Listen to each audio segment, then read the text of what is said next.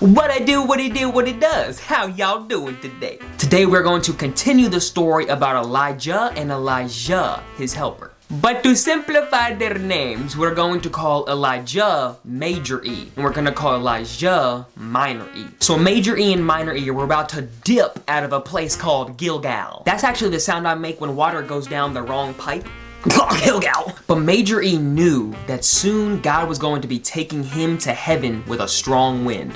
Kind of like an air elevator. Now Major E wasn't gonna die, he was just gonna go be with God. He's just pulling Major E up through a vacuum cleaner,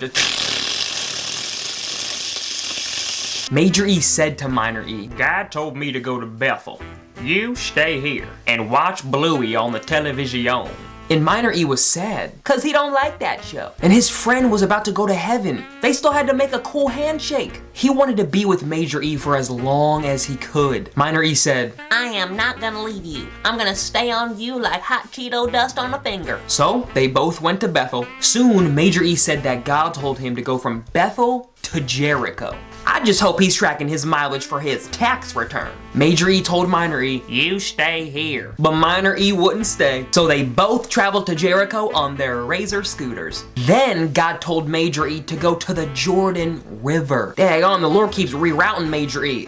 I hope he's avoiding the tolls. Major E told his helper, stay here. But Minor E wanted to go with Major E. They must be attached at the armpit or something, like the hair is just cornrowed together. But the two men traveled to the Jordan River, along with many others. When they arrived, Major E put his coat in the water, and the water parted.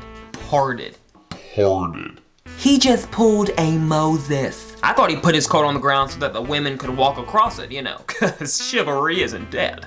It's just asleep. But after the water parted, there was dry land in the middle of the Jordan River. And Major E and Minor E walked across the dry land to the other side. They were probably skipping or moonwalking or doing cartwheels out of excitement. Major E wanted to do something special for his helper before he left, because Minor E helped him out so much. Major E said, you want all my Pokemon cards or something? Just kidding. He asked Minor E, what can I do for you before I go? Now Minor E knew that it would be hard to do the work that Major E had done, and he knew he needed God's help. So Minor E said, I want God to be with me even more than he was with you. That's a good request, because I would have asked for like webbed fingers and toes. Major E replied, if you see me go up to heaven, then God will give you what you want. Just then, a chariot with horses appeared.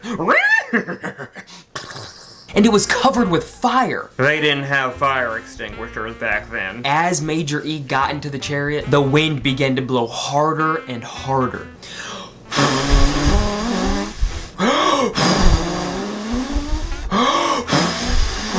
The wind picked up the, oh dang on, I'm lightheaded.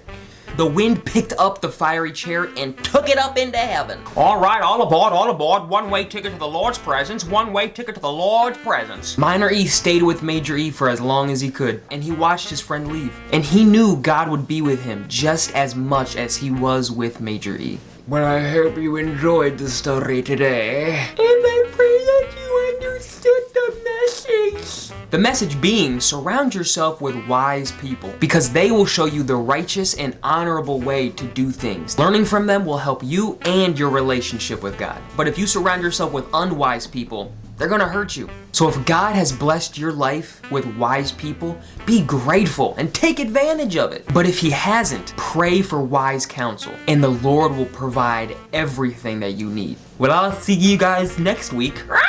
I love ya.